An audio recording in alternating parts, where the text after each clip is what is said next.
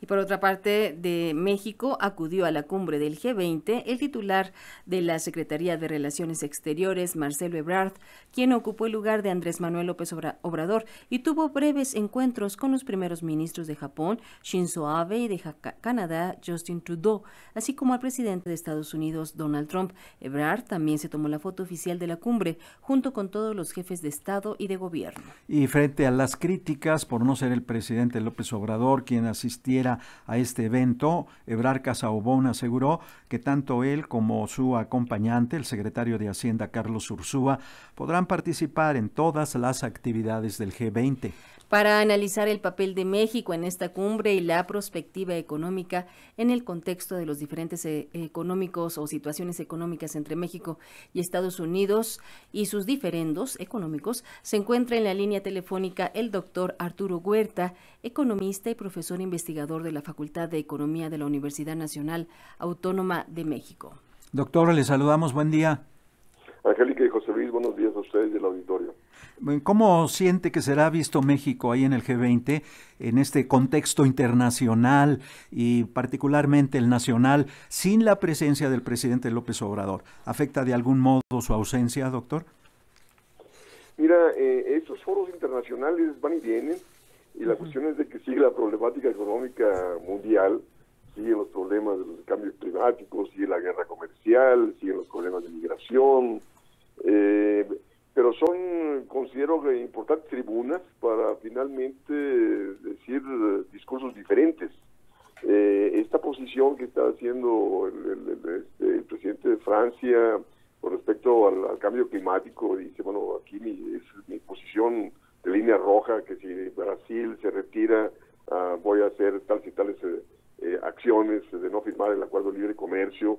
Entonces, perfectamente el presidente de México podía haber llevado un discurso con respecto al problema de la migración, que es un problema mundial, que es derivado de los problemas de la política económica que viene predominando con la globalización, o sea, del libre comercio, que nos ha llevado a tener menos industria, menos crecimiento, menos empleo, menores salarios, es derivado de las políticas de austeridad fiscal, que hay que cuestionar estas políticas, ¿no?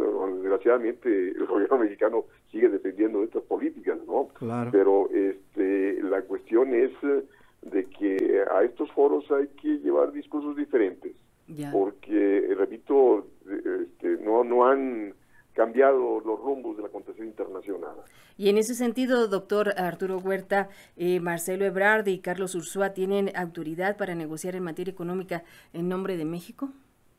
Pues sí lo tienen, ¿no? Pero desgraciadamente, es decir, si la principal economía del mundo está con políticas arancelarias y el resto sigue con libre comercio, donde México ha sido perdedor en el libre comercio, yo no sé por qué México sigue defendiendo el libre comercio, por qué México, ya el Senado de la República aprobó el TEMEC, siendo que Estados Unidos impuso sus condiciones a su favor.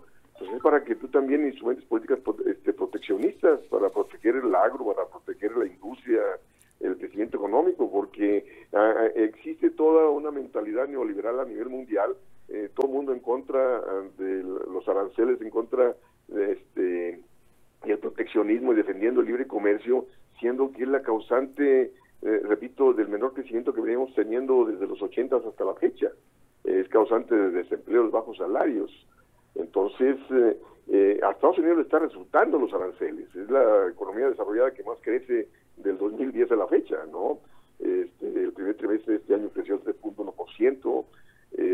China, lógico, se está desacelerando, creció 6.8%, y ahora está creciendo 6.4%, porque le están frenando las exportaciones hacia Estados Unidos. Entonces, la cuestión es de que habría que haber debate nacional para que los funcionarios que vayan a los eventos internacionales pues lleven los planteamientos nacionales, ¿no? Y no sigan con el mismo discurso neoliberal predominante. Doctor Huerta, ¿usted ve el escenario mundial así como que el nuevo orden mundial todavía no nace y el que todavía prevalece vivo no muere?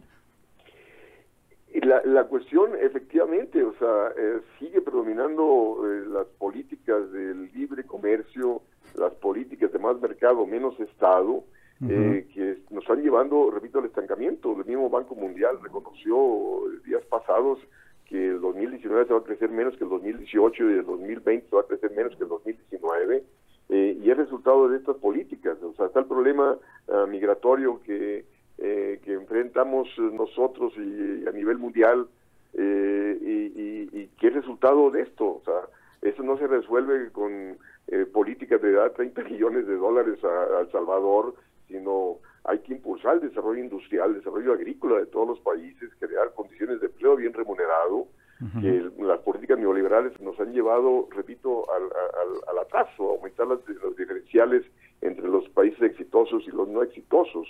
Entonces, desgraciadamente, repito, a pesar de las crisis y del menor crecimiento, seguimos con la misma política económica que ha generado esto. En el caso de México, yo voté el 1 de julio del año pasado por cambio de rumbo económico, que no se da, ¿no? Ajá. Y de ahí que la economía se está desacelerando.